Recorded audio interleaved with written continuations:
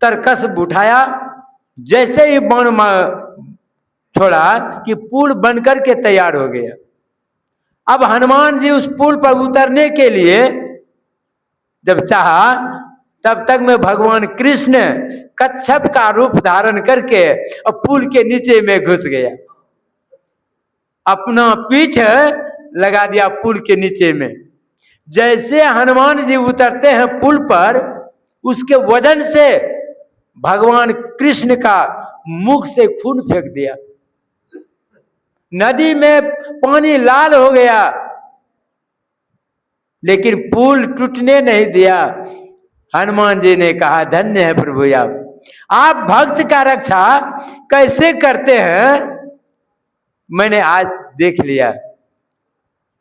भक्त का रक्षा हर हमेशा भगवान करते हैं, इसलिए कहा, भक्त हमारे पग धरे तहां धरू मैं हाथ, सदा फेरू डोलू नहीं कबू न छोड़ू साथ। भक्त हमारा जब रास्ता चलता है तो मैं हाथ रखता हूं कि हमारे भक्त को कोई तकलीफ नहीं हो। जो भगवान का भक्त है उसको जीवन में कभी तकलीफ नहीं है। जो भक्ति नहीं करता है, राम का भक्ति नहीं करता है, जिस तरह से बैल के पीछे पीछे गाड़ी का चक्का चलती है, ठीक उसी तरह के उसके जीवन में दुख चलता है। कब पलट देगा, कब दुख हो जाएगा पता नहीं है। दुख तो वैसे चलता है जिस तरह आप बाजार जाते हैं ना, बाजार जाते हैं एक झोला लेकर के, उसी तरह से आपके पीछे पीछे दुख चलता है। कब मौका मिलेगा कि दुख आपको पलट देगा पता नहीं है। कहा, जिस दिन तुम धरती पर आया काल चला झोली बनकर, पता नहीं किस पल धर बैठेगा रू अपना बंदे बंदे, मोरक रूप पहचान दे पगले समय बड़ा बलवान।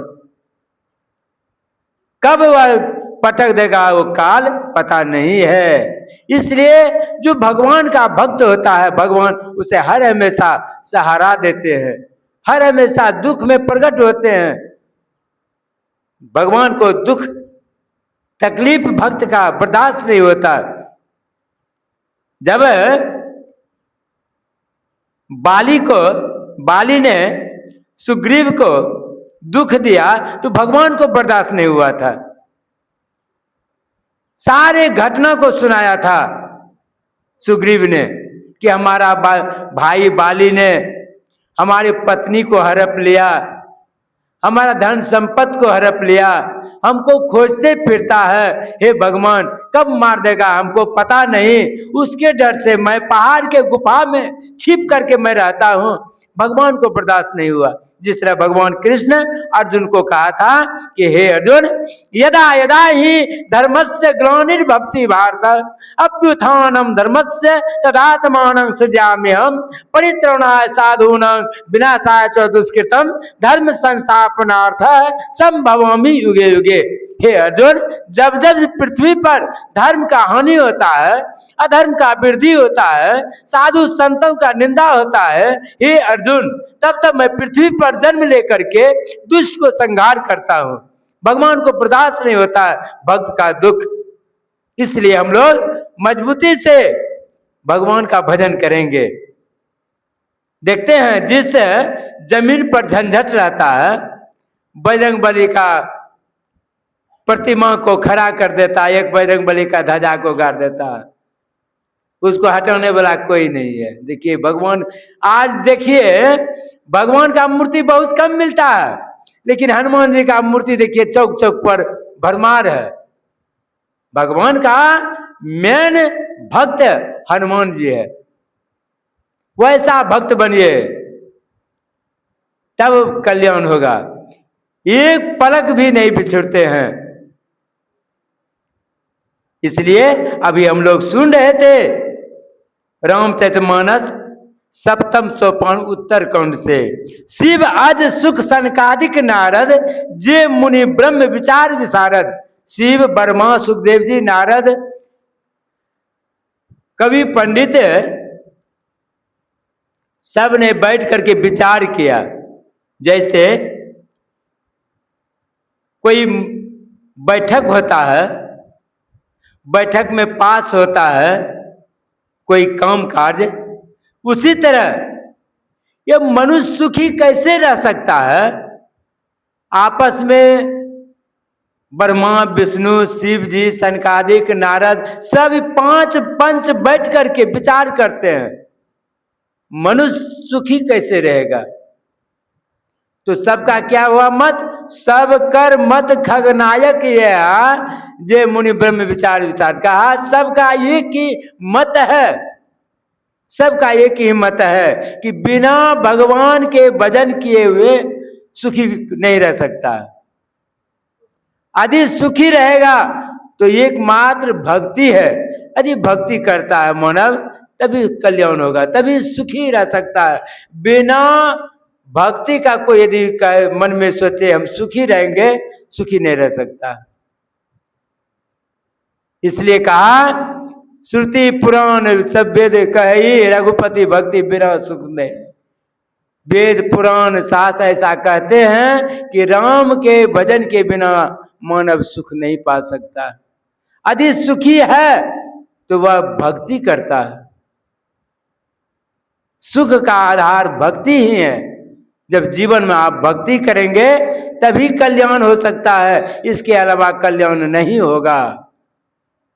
इसलिए कहा कमठ पीठ जमहि बरुबारा, अब बंध्या सुत कहू काहू मारा। केछवा के पीठ पर बाल जम जाए, बांध के बेटा किसी को मार डाले, थोड़ा देर के लिए इसको मान सकते हैं, ऐसा होता ही नहीं है। अनहोनी बात, कहीं केछवा के पीठ पर बाल जमता है, कहीं बांध का बेटा किसी को मार डाले। जब बांध ही है तो बेटा कहां से होगा उसको? लेकिन कहा थोड़ा देर के लिए हम मान लेते हैं कि सही में बांध का बेटा किसी को मार डाले। आकाश में बहुत तरह का फूल फूल जाए, इसको भी हम मान लेते हैं। लेकिन बिना हरि भजन न भक्तरिये, यह सिद्धांत अभी सुन लेते। बारी मथे घृत होई बरु, सिकता ते बरु तेल। बिनु हरि भजन न भक्तरिये, यह सिद्धांत अपेल। बालू के मतले से, पानी मतने से घी हो जाए, बालू को पेरने से तेल निकल आवे, थोड़ा देर के लिए मैं इसको मान लेता हूं। लेकिन यदि कोई कहे कि भगवान के भजन के बिना हम सुख पा जाएंगे, यह सुख नहीं मिल सकता, नहीं होगा सुख। यदि सुख होगा तो भगवान के भजन के बिना सुख आपको नहीं होगा। इतना प्रमाण देते हुए कहते हैं, यह सब प्रमाण है। अंधकार जो है ना, अंधकार सूर्य को ढक दे, ऐसा हुआ है। एक बार विष्णु लोक में बैठक हुआ, उस बैठक में अंधकार ने कहा अरे क्या कहेंगे, सूर्य हमारा पीछा करता है, जहां हम रहते हैं ना वहां जाकर के हमको ये बाधा डालता है। सूर्य को बुलाया गया, कहा जी तुम अंधकार को क्यों पीछा करता है? कहा हम आज तक अंधकार को देखवे नहीं किए हैं, ये जो भी बात बोलता है सब गलत बात है, सब बात गलत है।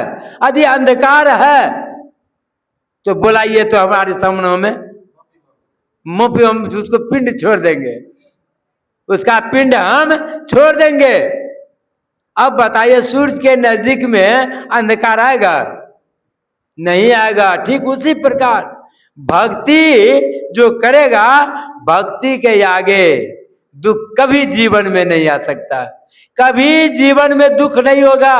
जो सही भक्त है उसके सामने में कभी दुख नहीं होगा।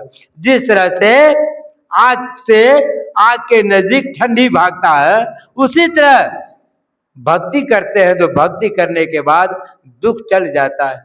इसलिए जीवन में भक्त वैसा चाहिए जो जीवन में हर हमेशा भक्ति करते रहता है। तन काम में मन राम में एक निष्ठ भक्ति होना चाहिए। और जिस दिन ऐसा भक्ति हो गया तो शास्त्र कहते हैं जब से नाम प्रकट भया हुआ पाप का नाश, जैसे चिनगी आग के पड़े पुरानी घास। जिस तरह से आग का लुत्ती सूखा हुआ घास पर यदि पड़ जाता है तो जल करके राख हो जाता है, ठीक उसी तरह नाम जपते जपते जिस दिन नाम प्रकट हो गया, समझिए आपका कल्याण हो जाएगा, सारे जन्मों का किया हुआ पाप नष्ट हो जाएगा। यही आप लोगों के सेवा में कहा। बोलिए प्रेम से श्री सद्गुरु महाराज की जय। अच्छा भजन वाली होते